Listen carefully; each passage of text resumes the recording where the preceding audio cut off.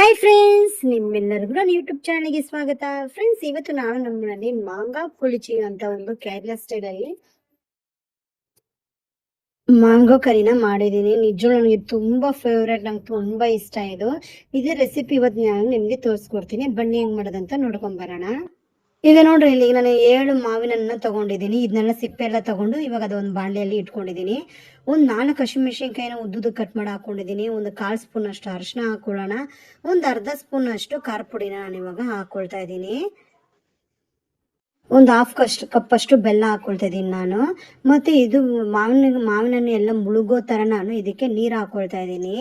ನೀರು ಹಾಕೊಂಡು stove on ಮಾಡಿ ಇದು ಕುದಿಯಕ್ಕೆ ಇಟ್ಕೊಳ್ಳೋಣ.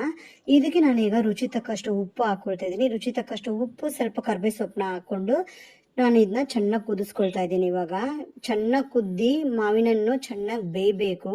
ಆ ಬೇಯೋವರೆಗೂ ಚೆನ್ನಾಗಿ ನೋಡಿ ಈ ರೀತಿ ಕುದಿಸ್ಕೊಬೇಕು. ಮೇಲಿರೋ ಚಿಪ್ಪಿನ ರಿಮೂವ್ ಮಾಡಿನೇ ನಾವು ಇದನ್ನ ಮಾಡ್ಕೊಬೇಕು. ಇವಾಗ ನಾನು ಮಿಕ್ಸಿ ಜಾರಲ್ಲಿ ಇವಾಗ ನೋಡಿ ಕೊಬ್ಬರಿ ತಗೊಂಡಿದ್ದೀನಿ. 1 ಕಪ್ ಅಷ್ಟು ಕೊಬ್ಬರಿ, ಒಂದು ಅರ್ಧ ಸ್ಪೂನ್ ಅಷ್ಟು ಜೀರಿಗೆ, ಒಂದು ಅರ್ಧ ಸ್ಪೂನ್ ಅಷ್ಟು ಅರಿಶಿನ, ಇಲ್ಲ ಒಂದು 1/4 ಸ್ಪೂನ್ ಅಷ್ಟು ಹಾಕೊಳ್ಳಿ ಸಾಕು.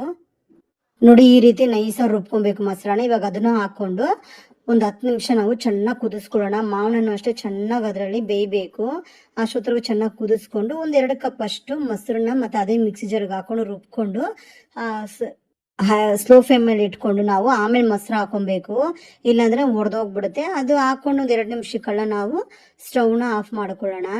ಇದು ಆಕ್ಚುಲಿ ಯೆಲ್ಲೋ ಕಲರ್ ಕಾಣ್ತಾ ಇದೆ ಫ್ರೆಂಡ್ಸ್ ನೇರವಾಗಿ, ಆದ್ರೆ ವಿಡಿಯೋದಲ್ಲಿ ಬಂದ್ಬಿಟ್ಟು ಏನು ಡಿಫ್ರೆಂಟ್ ಆಗಿ ಆರೆಂಜ್ ಕಲರ್ ಏನೋ ಕಾಣ್ತಾ ಇದೆ. ಆಕ್ಚುಲಿ ಇದು ನೇರವಾಗಿ ನೋಡಿದ್ರೆ ಯೆಲ್ಲೋ ಕಲರೇ ಕಾಣುತ್ತೆ. ವಿಡಿಯೋದಲ್ಲಿ ಯಾಕೆ ಈ ಕಲರ್ ಬರ್ತಿದೆ ಗೊತ್ತಿಲ್ಲ.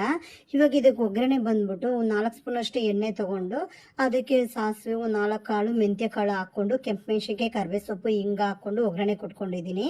ಇವಾಗ ಲಾಸ್ಟಲ್ಲಿ ಅದು ಇವಾಗ ಒಗ್ಗರಣೆ ಹಾಕೊಳ್ತಾ ಇದ್ದೀನಿ. ಯಾಕಂದ್ರೆ ಒಗ್ಗರಣೆ ಮಾಡೋ ವಿಡಿಯೋ ಹಾಕಿಲ್ಲ. ಇವಾಗ ಅದಕ್ಕೆ ಹಾಕೊಂಡಿದ್ದೀನಿ ನೋಡಿ. ಇದನ್ನ ಹಾಕೊಂಡು ಅಷ್ಟೇ, ನಾವು ಆಲ್ರೆಡಿ ಸ್ಟವ್ ಆಫ್ ಮಾಡಿದ್ದೀವಿ. ಈ ಒಗ್ಗರಣೆ ಕೊಟ್ಕೊಂಡು ವೈಟ್ ರೈಸ್ ಜೊತೆ ತಿಂದರೆ ನಿಜವೂ ತುಂಬ ಚೆನ್ನಾಗಿರುತ್ತೆ. ಫ್ರೆಂಡ್ಸ್, ನನ್ನ ರೆಸಿಪಿ ನಿಮ್ಗೆ ಇಷ್ಟ ಆಗಿದ್ರೆ ಶೇರ್ ಮಾಡಿ, ಕಮೆಂಟ್ ಮಾಡಿ. ನನ್ನ ಯೂಟ್ಯೂಬ್ ಚಾನಲ್ನ ಸಬ್ಸ್ಕ್ರೈಬ್ ಮಾಡೋದು ಮಾತ್ರ ಮರಿಬೇಡಿ. ಇದೇ ಥರ ಹೊಸ ಹೊಸ ವಿಡಿಯೋಗಳು ಬೇಕಂದರೆ ನೀವು ವಿಡಿಯೋಗಳನ್ನ ಸಬ್ಸ್ಕ್ರೈಬ್ ಮಾಡಿ, ಶೇರ್ ಮಾಡಿ, ಕಮೆಂಟ್ ಮಾಡಿ. ಇವತ್ತು ನಾನು ನಮ್ಮ ಮನೇಲಿ ಇದಕ್ಕೋಸ್ಕರ ವೈಟ್ ರೈಸ್ ಮಾಡ್ಕೊಂಡಿದ್ದೀನಿ. ಆಕ್ಚುಲಿ ರಾಗಿ ಮುದ್ದೆನೂ ಮಾಡ್ಕೊಂಡಿದ್ದೆ, ಅದು ನಾನು ಮಾಡ್ಕೊಂಡಿಲ್ಲ, ಅಮ್ಮಗೋಸ್ಕರ ಮಾಡಿ ಇಟ್ಟಿದ್ದೀನಿ. ನಾನು 2 ಮೊಟ್ಟೆ ವೈಟ್ ರೈಸ್ ಒಂದೇ ಒಂದು ಮ್ಯಾಂಗೋ ಹಾಕೊಂಡು ತಿಂತಾ ಇದ್ದೀನಿ. ನಿಜವಾಗ್ಲೂ ನಂಗೆ ತುಂಬಾ ಫೇವ್ರೇಟ್. ಆಕ್ಚುಲಿ ಕೇರಳದವರು ಇದ್ರ ಜೊತೆ ಮಾಡ್ಕೊಡುವಾಗ ಸ್ವಲ್ಪ ಫಿಶ್ ಫ್ರೈ ಏನಾದ್ರು ಸೈಡಿಗೆ ಇಟ್ಕೊಳ್ತಾರೆ. Thank you, bye by.